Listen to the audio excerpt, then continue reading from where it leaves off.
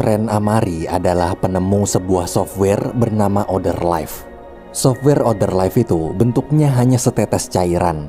Yap, dengan diteteskan ke mata seseorang, maka orang tersebut dapat merasakan alam mimpi menjadi seperti kenyataan. Contohnya mimpi berenang di laut atau bermain ski di gunung, semua akan terasa asli. Tapi sayang, teknologi Otherlife sampai sekarang masih belum sempurna. Sebenarnya alasan Ren melakukan semua penelitian ini adalah untuk menyadarkan adiknya yang koma. Adik Ren koma akibat tenggelam saat dulu mereka berdua menyelam di laut. Sam berharap dengan cara mengganti memori tenggelam berubah menjadi memori selamat, adiknya bisa bangun dari koma. Namun meski telah melakukan banyak penelitian, adik Ren masih belum juga sadar. Suatu hari di kantor, Ren melakukan uji coba formula Otherlife baru bersama salah satu rekannya bernama Byron. Awalnya uji coba berjalan lancar. Ren bisa menikmati bermain ski berhari-hari dalam dunia mimpi, padahal aslinya di dunia nyata cuma beberapa detik aja. Hingga tiba-tiba softwarenya error.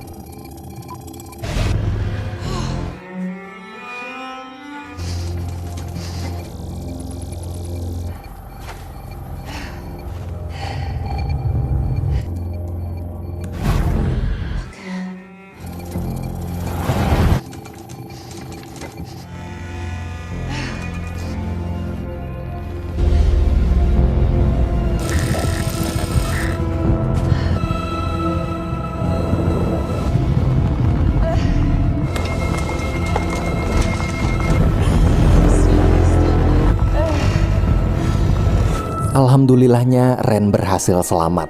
Ren lalu menyuruh Byron membuat laporan kerusakan tadi, sementara dia akan pergi menemui rekannya bernama Sam yang sedang mempromosikan program Otherlife ke para investor.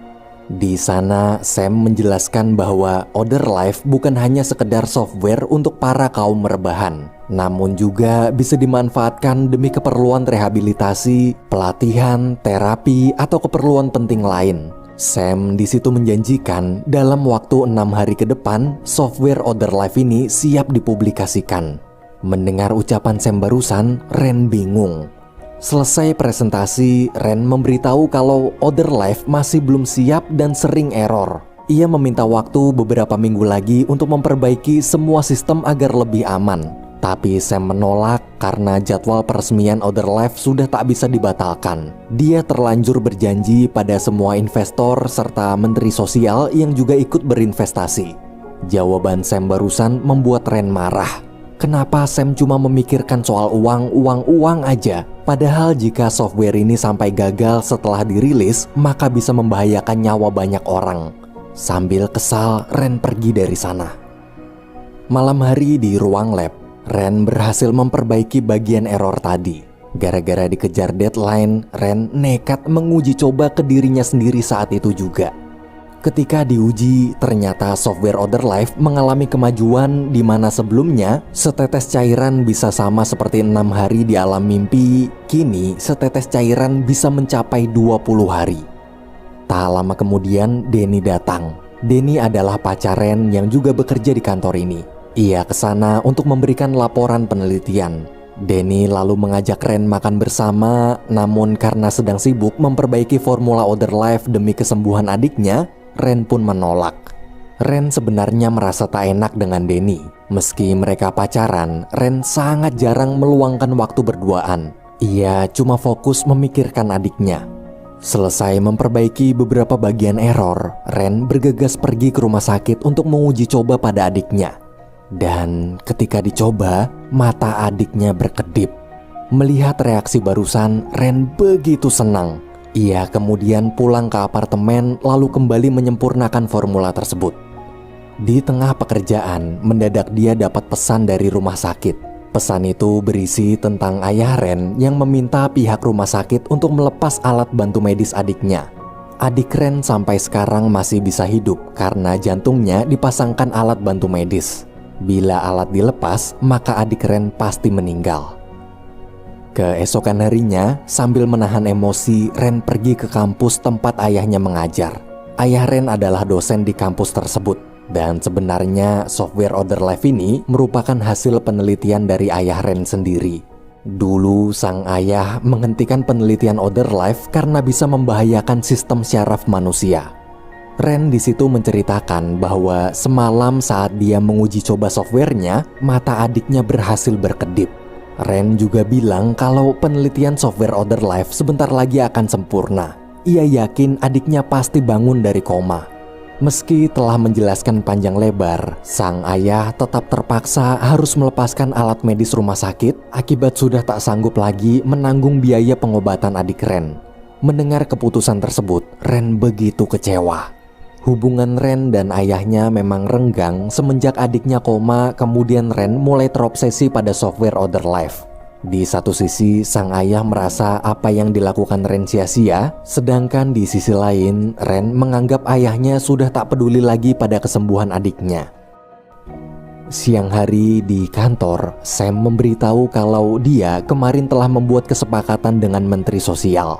Menteri Sosial setuju membiayai seluruh penelitian mereka asalkan Sam mau membuat formula baru di mana mereka akan memasukkan sistem penjara ke software Other Life. Jadi nanti para narapidana yang divonis penjara bisa langsung dihukum di tempat persidangan saat itu juga. Nggak perlu buang-buang waktu ngejagain narapidana di penjara bertahun-tahun, nggak perlu ngasih makan mereka bertahun-tahun, dan nggak perlu nambah ruang penjara yang udah kepenuhan. Mereka cukup di penjara di alam mimpi aja.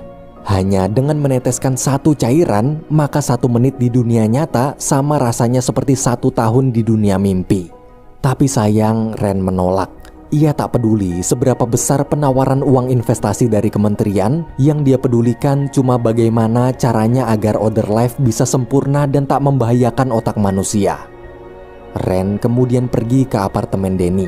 Di sana dia menawarkan sang kekasih untuk mencoba Other Life.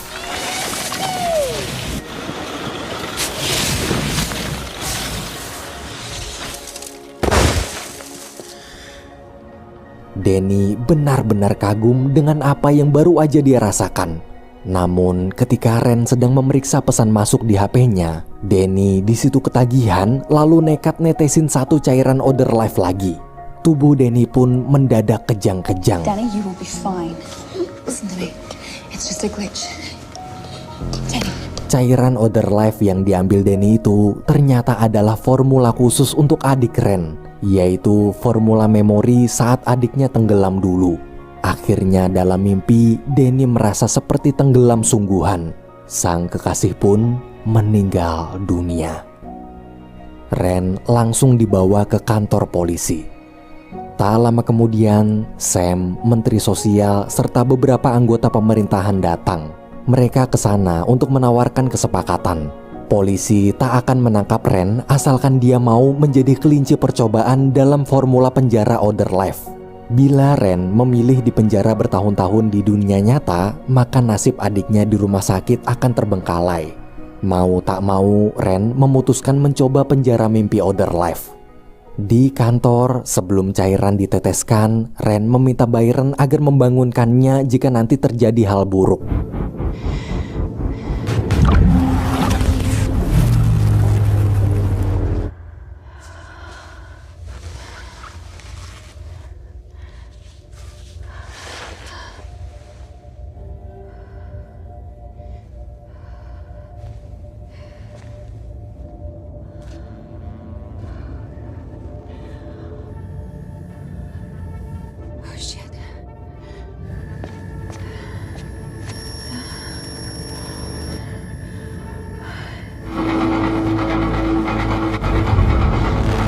Dalam penjara mimpi tersebut, Ren sangat stres. Ia terus mencoba menyesuaikan diri. Di dalam sana juga ada tempat persediaan makanan yang terisi otomatis setiap hari jika nanti Ren lapar atau haus. Waktu demi waktu berlalu, selama menunggu masa hukuman, di pikiran Ren hanyalah bagaimana cara menyembuhkan adiknya dari koma. Hingga waktu yang ditunggu-tunggu pun tiba. Tepat 1 tahun masa hukuman Ren. Tapi tiba-tiba sistem Other Life error. Waktu hukuman Ren mengulang dari awal lagi.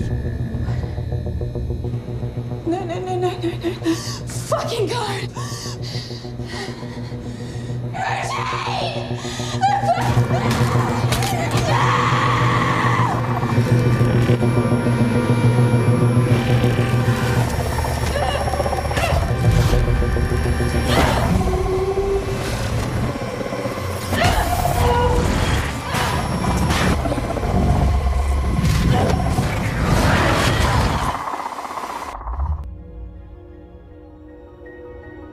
Di tengah keputusasaan, Ren merasakan hembusan angin dari tempat persediaan makanan. Saat diperiksa, Ren menemukan jalan keluar dan betapa kagetnya dia karena ternyata selama ini dia bukan di penjara dalam sistem Other Life, tapi dalam suatu ruangan buatan lain. Ren tak menyangka Sam telah menipunya. Ia lalu segera lari ke kantor polisi untuk melaporkan apa yang terjadi. Anehnya, ketika diperiksa polisi, ruang penjara buatan itu hilang. Saat pulang, penjaga di sana memberitahu kalau apartemen Ren sekarang ditempati orang lain gara-gara Ren sudah setahun tak membayar uang sewa. Ren semakin bingung. Tak lama kemudian Sam bersama salah satu anak buahnya datang. Ren yang merasa terancam pun langsung pergi. Ia pergi ke rumah salah satu teman kantornya bernama Cass. Melihat kedatangan Ren, Cass kaget. Dia mengira Ren sudah meninggal. Ren di situ menceritakan soal Danny yang meninggal akibat mencoba formula Other Life. Cass terlihat bingung, padahal selama ini Danny masih hidup. Ternyata Sam sengaja menjebak Ren agar mau menjadi kelinci percobaan penjara virtual buatannya. Cass lalu pergi menjemput Danny. Malamnya, Cass dan Danny menjelaskan kalau semenjak Ren menghilang selama setahun, Sam telah mengambil alih perusahaan.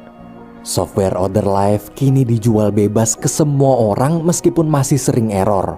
Mengetahui kabar tersebut, Ren memohon bantuan mereka berdua mengambil hasil penelitian Other Life di kantor Sam. Ren mengatakan bahwa dia tak peduli dengan perusahaan Other Life. Yang dia pedulikan hanyalah data formula untuk menyembuhkan adiknya. Mendengar itu, Cass dan Danny pun memutuskan membantu. Ketika sampai di sana, Ren bersama Danny masuk ke dalam mencari data formula sedangkan Cass berjaga di luar. Once you were gone, Sam put me to work some locations for Other Life you must have been with Holt. Get to his office and find out. His passwords are super obvious. Wait a second.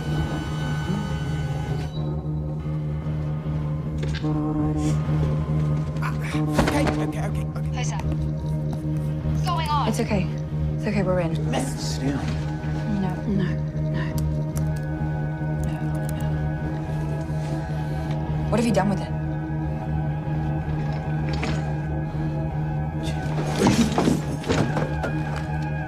What's this? This is why you locked me up. Setelah berhasil mengambil data tersebut, mereka bertiga ketahuan penjaga. Cass di situ tertangkap, beruntung Danny dan Ren lolos. Mereka kemudian pergi ke rumah ayah Ren karena peralatan penelitian di sana lebih lengkap. Semalaman, Ren terus berusaha menyempurnakan formula demi menyelamatkan adiknya. Esok hari saat ayah Ren pulang, dia begitu senang melihat putri yang tak ada kabar selama 1 tahun itu muncul di hadapannya. Meski terlihat cuek, namun jauh di lubuk hati sebenarnya dia sangat menyayangi Ren. Ren mengatakan bahwa dia telah berhasil menyempurnakan formula Other Life. Ia yakin dengan formula ini adiknya pasti akan bangun dari koma. Ia kemudian pergi ke rumah sakit untuk memberikan formula tersebut pada adiknya.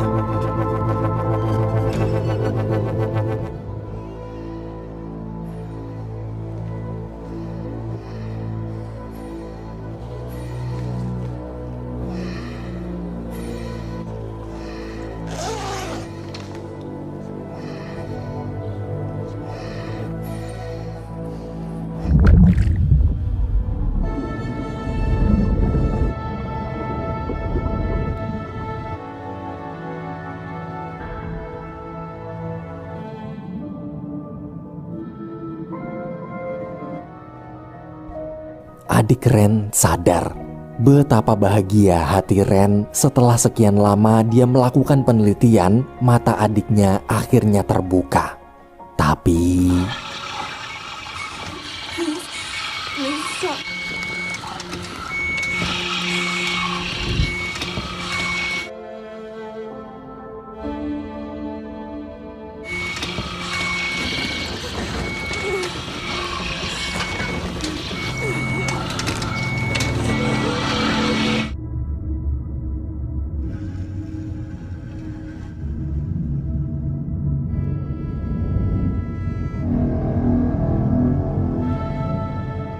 Melihat adiknya tersiksa dengan sangat berat hati, Ren terpaksa mencabut alat bantu medisnya. Dan detik itu juga adik Ren meninggal dunia. Ketika sedang memandangi sang adik, Sam datang. Sam mengatakan sebagus apapun memori yang Ren coba berikan untuk membuat adiknya bangun, tetap aja memori terakhir yang adiknya ingat adalah memori waktu dia tenggelam. Bagaimanapun juga, pada akhirnya adik Ren tetap akan meninggal. Di tengah obrolan, mendadak terlihat seperti ada bayangan Sam menyuruhnya bangun. Ren di situ sadar kalau sekarang dia sedang berada di alam mimpi. Ruang penjara, Danny yang masih hidup, serta kematian adiknya tadi pasti hanyalah efek dari formula Outer Life. Ren di situ berhasil bangun. Saat terbangun, ia lalu meluapkan amarahnya.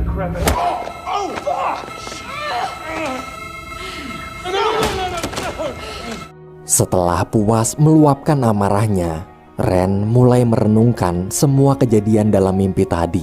Ia sadar apa yang dilakukannya selama ini salah. Ren pun memutuskan untuk menghentikan penelitian software Outer Life. Saat memberitahu keputusannya itu, Sam kaget. Ia kecewa kenapa Ren berhenti padahal tinggal selangkah lagi software Outer Life selesai. Tanpa mengatakan sepatah kata pun, Ren pergi dari sana. Semenjak kejadian di dunia mimpi, kini Ren mulai mencoba mengikhlaskan adiknya. Ia sadar ambisi menyadarkan adiknya dari koma justru hanya membuat sang adik semakin menderita. Ren lalu memberitahu ayahnya bahwa dia setuju melepaskan alat bantu medis adiknya. Esok hari, waktu sedang bersiap ke rumah sakit, Ren dapat telepon dari Sam. Di telepon itu, Sam memintanya ke kantor melihat formula Outer Life untuk terakhir kalinya. Karena terus-menerus dibujuk, Ren pun bersedia datang. Di sana, Sam memberitahu kalau dari data pengamatan sewaktu Ren berada di penjara dalam mimpi, Ren tak sengaja masuk ke dalam pikiran alam bawah sadarnya sendiri sehingga dia bisa keluar dari penjara tersebut. Sam meminta sekali lagi aja Ren masuk ke penjara itu untuk membuktikan apakah teorinya benar. Mendengar permintaan Sam, Ren menolak sambil menegaskan bahwa dia sudah tak mau melanjutkan penelitian berbahaya ini lagi. Di tengah perdebatan, Sam menjambak Ren lalu meneteskan cairan Outer Life ke matanya. Relax. It's okay. Fire it! Hook it up! No.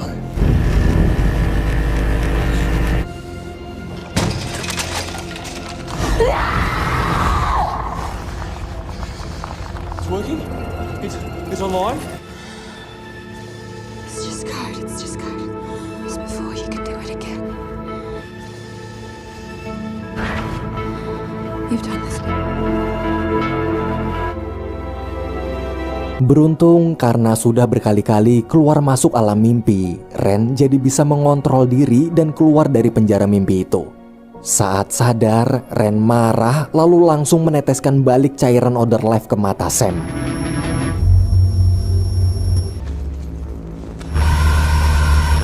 Get his feet.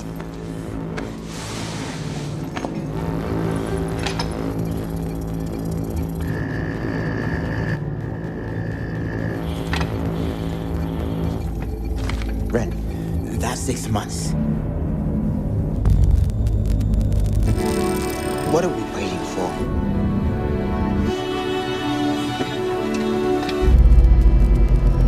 How long is it? He's going to die! Induced arrhythmia. Bring him back now! Someone call an ambulance now! Ren!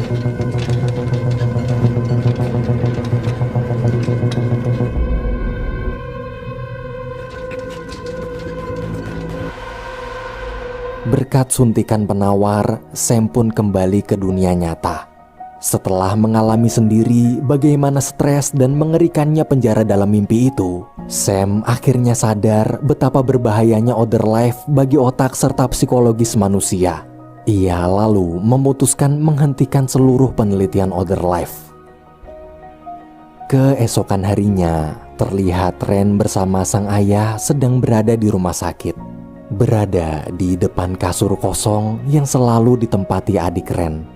Mereka berdua saling menguatkan satu sama lain untuk merelakan kepergian anak dan adik yang sangat mereka sayangi. Walaupun pahit, namun dengan mulai menerima kenyataan, detik jam kehidupan Ren yang selama ini terhenti pun kini mulai berdetik kembali. Film berakhir.